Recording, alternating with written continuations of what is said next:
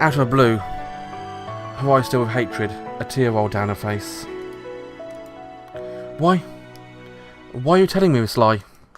It's not a lie! You've got to believe me! Liar! Liar!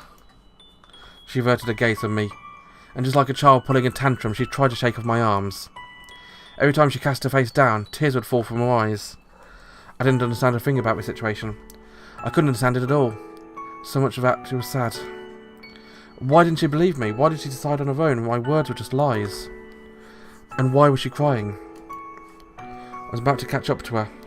I had once gone to a far end of a lunar surface just to take back what I'd lost. There's no way I would let her go, no matter what. Then, why do you think I gave him that outrageous profit I made? She was not about to stop resisting. She wouldn't look me in the eye, even so I ignored her and kept on talking. How many risks, how many decisions I'd think I had to take to make that much profit. This might have been completely straightforward for you guys, but for me it was really hard. It was really, really hard. But I did it. I did it. I did it. Because that was a path that led me to dreams I'd always been chasing after. And because I thought it was the only way he would ever forgive me. Her efforts weakened. I said this as if to press her for answers. That's why, when I won that bet, more than the happiness of having realised my foolish dream 8 years ago. This was what I thought. Now I only have one dream left. That was... Now, as Hagana tried to hide her face from her arms, I mustered all my strength to force them open, just like 8 years ago. That was to start over again with you. She looked at me, face crumpled from having broken down crying. There was not a shred of the adulthood she had acquired in the last 8 years. Her face was not that of a young girl who was 8 years ago, who could not control her emotions, and it was at a loss for what to do in the face of reality, when nothing would go the right way. Her garden looked at me, the hatred now gone from her eyes. Yet, as her face contorted in pain, she said this to me whilst averting her eyes. Why are you lying like this? I was also on the verge of tears. Why? Why won't you believe me? What do I have to do to get you to believe me? I'm not lying, it's all the truth. I was still holding Hagana's arms, and I shook them all with my strength. It was now the only way I had left. No words could express the emotions I had in me at this instant.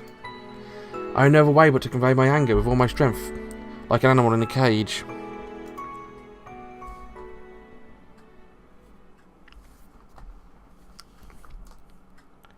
Hagana progressively stopped resisting. She could only hang her head and let me have my way with her, without having any strength. Bloody hell, what are you doing? That's not exactly the time for that. You do realise the world's in crisis. Confronted with this sight, I suddenly felt like I was truly doing something horrible to her. Maybe it was not that she did not believe my words, but that was not what I wanted to believe. You could cover your losses with profits. But it was not the same for human emotions. Wasn't I arbitrarily forcing my feelings on Hagana? Wasn't I only gouging old wounds? Just as my confusion was fading, that train of thought started violently gnawing at me. Even so, faced with Hagana hanging her head down in front of me, there was only one thought that crossed my mind. No, I realised there were words I had to tell her.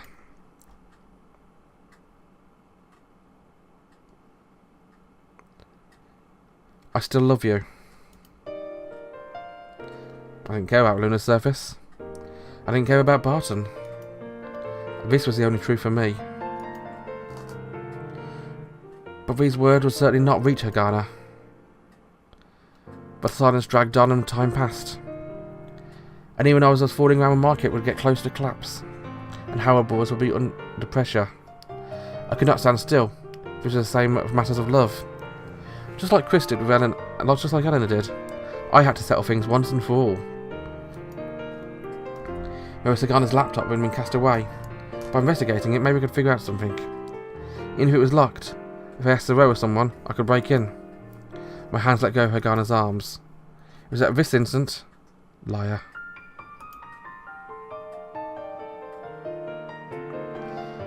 With her eyes cast down so I couldn't see the expression, Hagana uttered this word. Liar. She repeated that word. I did not even feel like persuading her. I merely felt sadness well up in my heart. Liar. Hagana didn't stop. Her eyes still cast down, she said it one more time. Liar! Her word was blunt and clear. There was a will, there was the foundation to it. This was a word meant to be thrown at someone. I was staring at Hagana. There was only one way I could respond to that. I'm not lying. She raised her face.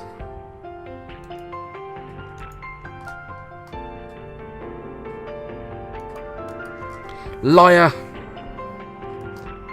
I'm not lying. It's true. Why won't you believe? Then, just when I said that much, then who is that woman?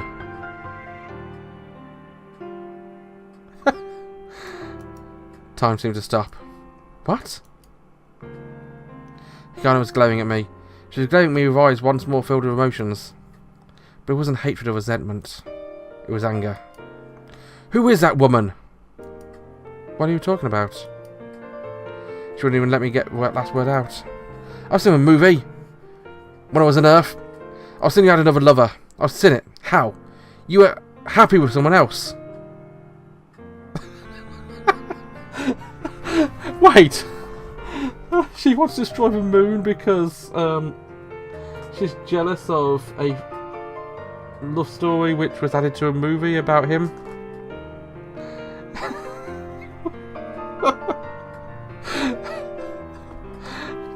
Bloody hell, I didn't expect that. I was completely dumbfounded. This was too much. I was about to pass out. I was seeing flashes of light in front of my eyes. It wasn't because I didn't understand what Hagana was saying. No, it was because I did understand. There was a fine line between stupidity and genius. Hagana had always been like this. She was terrifyingly intelligent, and could instantly grasp all the possible moves you can make in a game like Avalon, while normally was distrustful, like a stray cat. She was a girl who, at darkness of times, would be full of openings and instantly believe things. I took in a deep breath, filling my lungs and compressing all of the anger, consternation and confusion in my heart, and all the pent-up resentment and how the world was screwed up, before lighting it on fire and spitting at her. Are you an idiot or what? I pulled Hagana's arm towards me, peering deep into her eyes. I screamed at her. That whole thing was a lie. What you saw? It was all a made-up story. All you saw was that ridiculous movie, Avalon's Defeat. That movie was all a made-up story. Liar. I'm not lying. Do you really believe that thing? Because of the anger I couldn't vent, I couldn't breathe either. Even so, I forced myself to open my mouth. And I screamed at following words as if I was spitting out my own life. It's all a made-up story. I had nothing to do with it. I haven't even watched it myself. But I can somehow imagine. I bet they had me get together with Eleanor at the end, right? Faltering upon seeing how angry it was, Hagana nodded slightly. I looked at the ceiling. Even though I was about to lose all reason for anger, I gathered all I could from a former sentence. The facts were completely different. Eleanor got engaged the other day on Earth. There's nothing going on with me. There'd never been a single thing. But then, with Chris. Chris? Did you say Chris? Upon hearing my name, I shook Hagana's arms as if to vent my anger. I hurt Chris too. I hurt her a lot. But what should I have done? She stayed with me 4 years during my rehab. She sincerely wanted to do investment work with me. She's a cute smile, she's kind, skilled, she's a hard worker, she's a girl that any man on the lunar surface would be a fool to not make his girlfriend.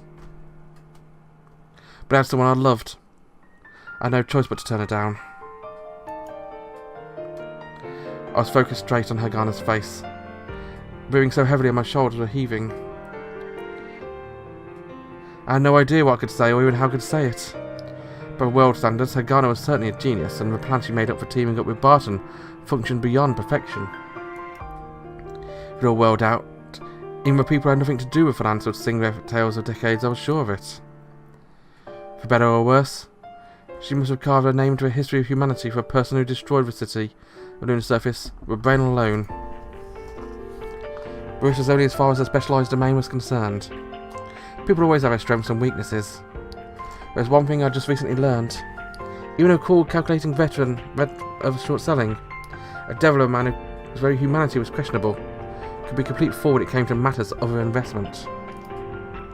Hagana hadn't grown in the slightest. Well, maybe we're on the level of that guard that I hadn't grown myself at all. But Hagana had talent on another level of mine, which is precisely why her wrong impression caused this whole situation. I was dumbstruck by the whole thing. This is what reality was made of. But now I understand the situation. It was way too realistic. That movie is all a made-up story. I took a deep breath, turned myself towards Hagana, and spoke slowly. I have never gone out with anyone, even at my age. See how stupid I am? But I've loved you for these past 8 years, Hagana. I loved you. I finished speaking. Finally I could breathe normally. Hagana kept on looking at me, completely baffled. I simply, slowly, let go of her wrists. But gripping so tightly my hand had gone stiff and it was difficult to let go. Or maybe it was just instinctive fear. Maybe I'd been bound by that horrible memory of 8 years ago when I thought if I let go of Hagana, I would never be able to hold her again. After 8 long years, I'd finally been able to tell Hagana all of my feelings. But I could not go on living forever, chasing the phantom of Hagana. If I was to stop investing in her, this was a crossroads. It is said that one is a full-fledged investor when they are capable of throwing away positions with losses. I was standing at the junction, or turned me from a child of 8 years ago into something else.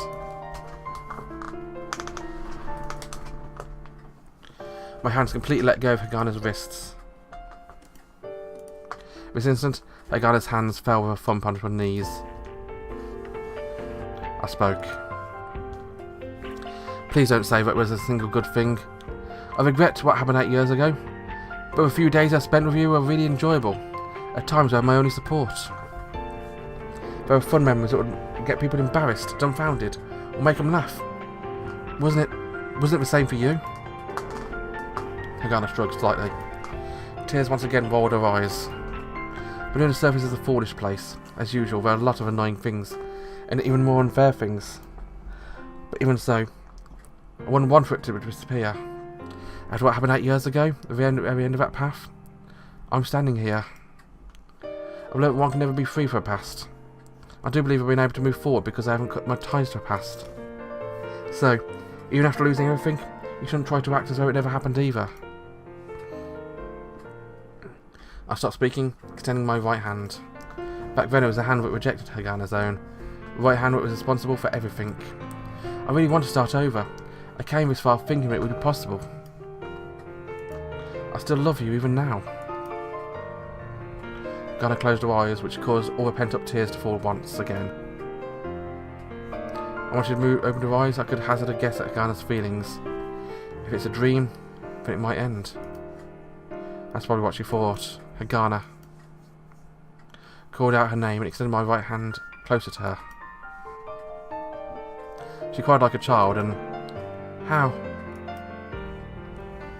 Trying to take my hand, she spoke. What should I do?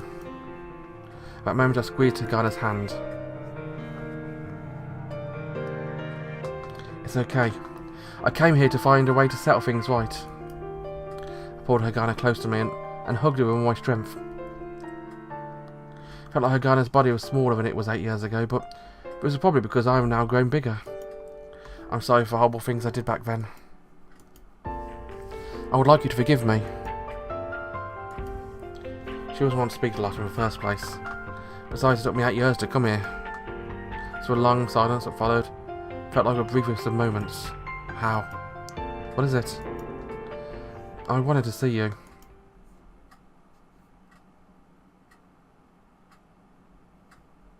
I felt like I could finally put an end to my 8 years of suffering.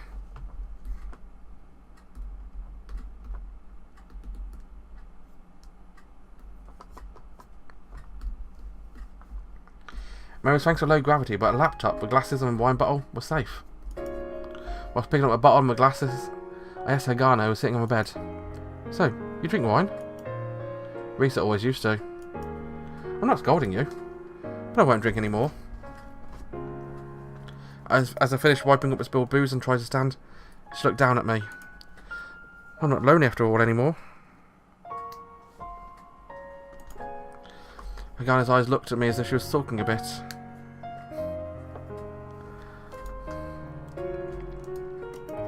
Hit me again how horrible I'd been to her. At the same time, my heart was about to burst, full of indescribable affection for her. Hagana and I weren't children anymore. Yet when I came to my senses, I was clumsily hugging Hagana, just like when she'd run away from a house. I couldn't think of anything else to do. Hagana. Or as 8 years of pent-up emotion were threatening to overflow, it happened. I forgot I was still holding the uncapped bottle in my hand, and Hagana scolded me in a cold voice. And I'd like you to tell me about Barton. I opened the curtains, light stinging my eyes, and through a window, I could see the area where the tallest skyscrapers in New York City were lined up. Soon he made it clear enough where exactly in the world. What do you know, Hal? She responded with a question, sniffing her suit where wine had spilled on it. I don't know anything. I said about turning back to face her. I was completely caught off guard. Don't you remember the face I made when I came here? My words had gone, slightly averted her eyes, and after a bit of thinking she spoke. You look like you just died. I don't want to hear that from you. She glared at me for a moment. When her gaze seemed to lose focus, as if she'd seen something of a distance. 2 years ago, he came to me. I think we'll hear a story next time, shan't we?